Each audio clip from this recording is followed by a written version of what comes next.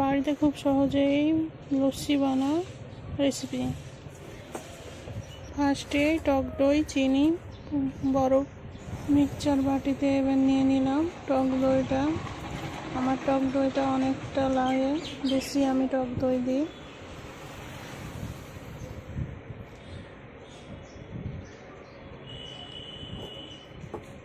তারপর দিয়ে দিলাম বরফ, তারপর চিনি পরিমাণ মতো। তারপর আমার কাছে বিট লবণ ছিল না, আমি সাদা লবণটাই দিলাম। তারপর জল দিলাম, ফ্রিজের ঠান্ডা জল দিয়ে এবার মিক্সার করে নিয়ে চলে আসলাম। দেখতে পাচ্ছেন আমার লস্যিটা কত ঘন হয়েছে। এবার আমি গ্লাসে ঢেলে নিলাম।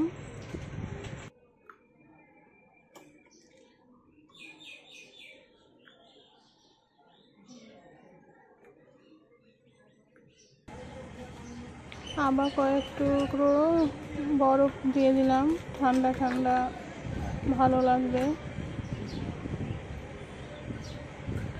তো আমার লস্যি রেডি। ভালো লাগলে প্লিজ সাবস্ক্রাইব করে রাখবেন আর পাশে থাকবেন।